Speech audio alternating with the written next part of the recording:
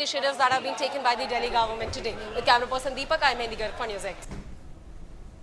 Viewers, my colleague Mehndi Garg has also now spoken exclusively to the BJP leaders on this initiative where this crucial development has taken place today in the national capital. Let's also take a look. Dar spot ना हो, ये सारे काम हमारी सरकार की प्राथमिकता है। इसको हम बिल्कुल समयबद्ध तरीके से हम पूरा करेंगे।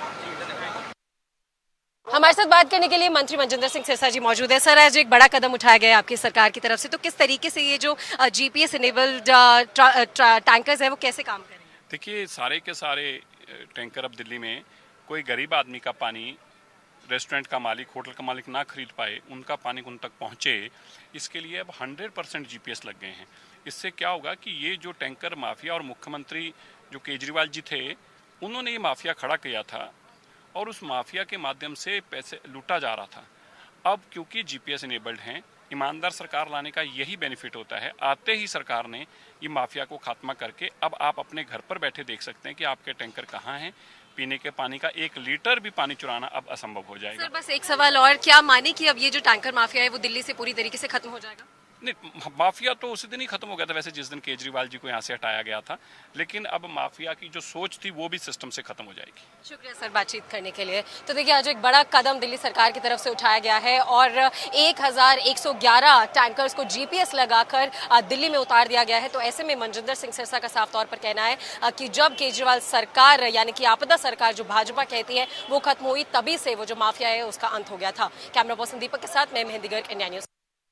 हमारे साथ बात करने के लिए दिल्ली सरकार में मंत्री कपिल मिश्रा जी मौजूद है। सर, एक बड़ा कदम आज आपकी सरकार की तरफ से उठाया गया है। अगर बात की जाए इन टैंकर्स की जीपीएस लगाने की, तो अब टैंकर माफिया पे किस तरीके से शिकंजा कसा जाएगा, क्योंकि आप कानून मंत्री भी हैं, तो क्या एक्शन प्लान है? देखिए, बहुत ही बड़ा कदम है जो 10 साल में नहीं हुआ, वो 10 हफ्ते में करके दिखाया गया है।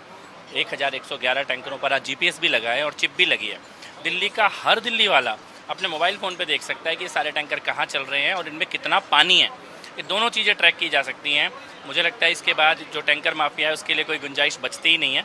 बहुत बधाई मुख्यमंत्री जी को और बहुत बहुत अभिनंदन जल मंत्री जी का। सर, अगर दिल्ली की बात की जाए तो टैंकर माफिया, पानी की किल्लत और गंदे पानी की समस्या लगातार बरकरार है। तो अब नई सरकार आई है, दिल्ली सरकार आई है, लगातार आप कदम भी उठा रहे हैं। तो अगर समर एक्शन प्लान की बात की जाए, पानी की व्यवस्था की बात की जाए, तो क्या कुछ रहेगा? बहुत सारी तैयारियाँ ऑलरेडी हैं, आप देख ही रहे हैं। सबसे पहले तो जो हमारी पुरानी लाइनें थी उनकी क्लीनिंग का काम पिछले 1 महीने से चल रहा है। उसके अलावा पानी और कहाँ से आ सकता है उसका अरेंजमेंट चल रहा है।